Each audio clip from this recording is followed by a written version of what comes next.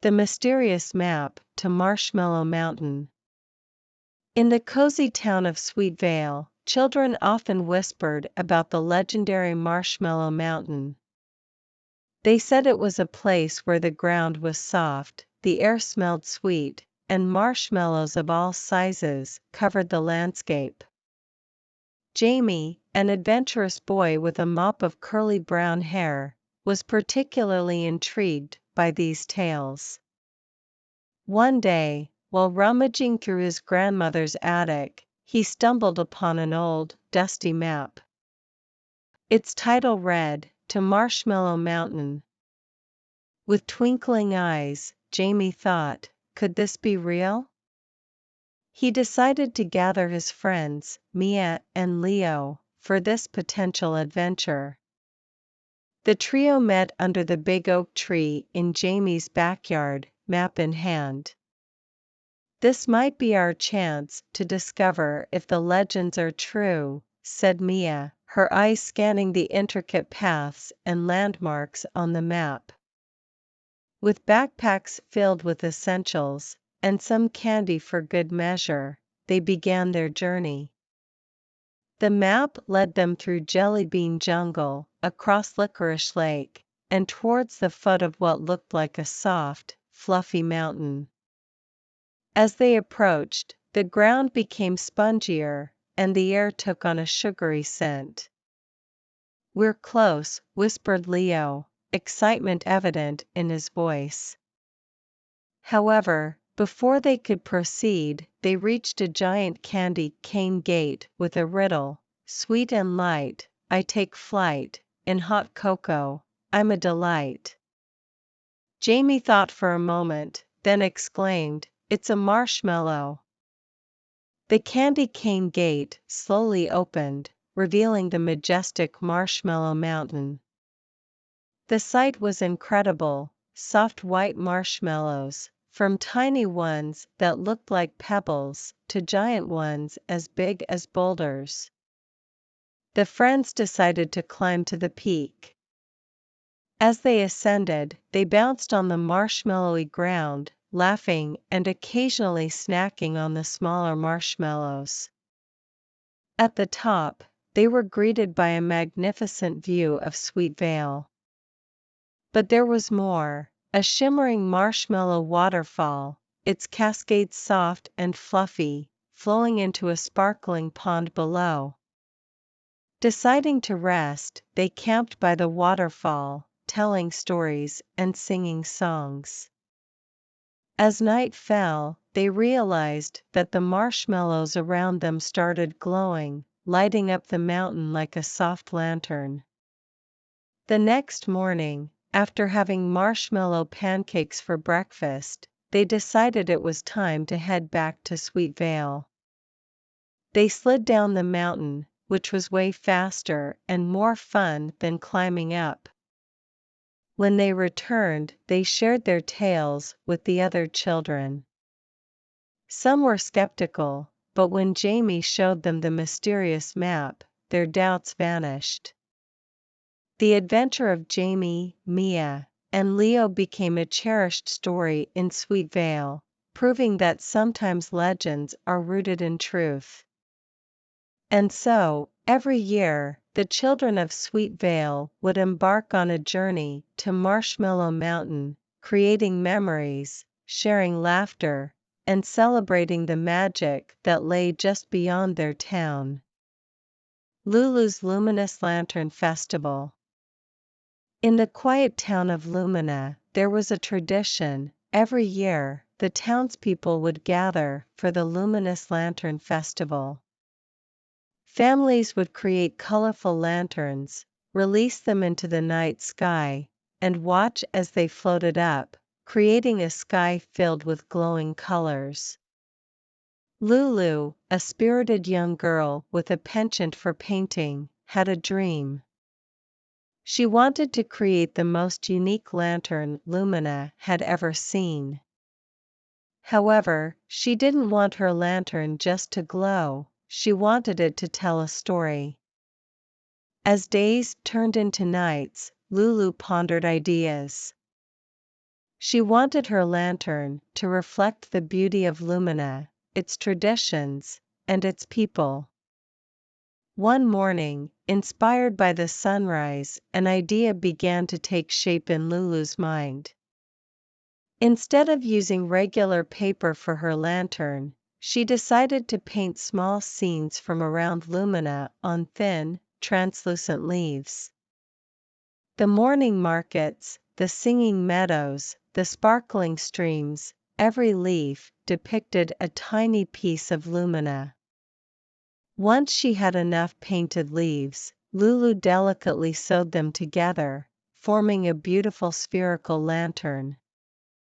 Inside, she placed a special candle made of beeswax, ensuring it would give a gentle and steady glow. The day of the Luminous Lantern Festival finally arrived. As the sun dipped below the horizon, children and adults, with lanterns of all shapes and sizes, filled the town square. The air was filled with excitement and anticipation. When it was Lulu's turn to release her lantern, the crowd gasped in awe. As the lantern floated upwards, the painted leaves began to glow. The scenes of Lumina came to life, moving and dancing as the lantern rose. It was as if a piece of Lumina was soaring into the sky. Whispers of admiration spread among the townspeople. "Look at the meadows. There's the morning market. It's all of Lumina." Lulu watched with joy as her creation illuminated the night, her heart filled with pride and happiness. After the festival, many children approached Lulu, curious about her lantern-making process. Seeing their enthusiasm, Lulu decided to host workshops, teaching them to make story lanterns of their own. Years passed, and the tradition in Lumina evolved. Now, every Luminous Lantern Festival was not just about glowing lanterns, but lanterns that told stories, dreams, and memories. Lulu's imagination had ignited a spark in Lumina. The night sky on festival day became a canvas filled with tales of joy, hope, and love. And as for Lulu, she became Lumina's cherished storyteller, reminding everyone of the power of imagination and the beauty of sharing stories. Poppy the Penguin's Polar Party. Poppy was a young penguin with big dreams. While most penguins in Frostville were content with sliding on ice and catching fish, Poppy had a unique wish. She wanted to host the most fantastic polar party ever.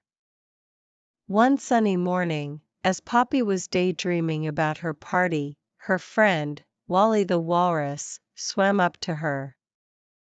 "Why the deep thought, Poppy?" he asked, splashing some water with his big, flappy tail. "I want to host a party," Poppy replied. "Not just any party, but a polar party. I want everyone in Frostville to come and enjoy." Wally's eyes twinkled. "That sounds amazing. Let's make it happen." With Wally on her side, Poppy felt more confident. They started planning. They would need icy decorations, frosty treats, and fun games. For decorations, they visited Stella, the snow owl. With her magical feathers, she created shimmering snowflakes that floated in the air. Next, they approached Benny the polar bear for frosty treats. Benny, known for his delicious ice cream, promised to make special flavors like glacial grape and Arctic apple. For games, they designed iceberg hop and snowball toss. Poppy was thrilled. Everything was coming together. Word quickly spread about Poppy's polar party. Penguins, seals, and even some Arctic foxes wanted to join the fun. The day of the party arrived. The sun painted the sky in soft hues of pink and gold, casting a warm glow on Frostville. The floating snowflakes shone like stars, and Benny's ice cream stall was a hit. As Poppy watched her friends hop from one iceberg to another and laugh while playing snowball toss, her heart swelled with happiness. Wally waddled over. "This is the best party Frostville has ever seen." Poppy smiled. "Thank you, Wally. It's all because of our teamwork." As the day turned to evening, Aurora the Arctic fox played soft melodies on her flute, and everyone gathered around to dance. The northern lights danced too, filling the sky with brilliant colors. When it was time to wrap up, Poppy had one more surprise. She handed out tiny snow globes as party favors, each one capturing the magic of the day. Everyone left with smiles, cherishing the memories they made. Poppy, sitting beside Wally, looked up at the northern lights. "Today was special," she whispered. Wally nodded. "It sure was. And remember, it's not just the party, but the love and effort you put into it that made it magical." Poppy hugged her friend, realizing that dreams could come true with a bit of imagination and the help of good friends. And so, in Frostville, Poppy's polar party became a tale told for generations, reminding everyone of the magic of friendship and dreams.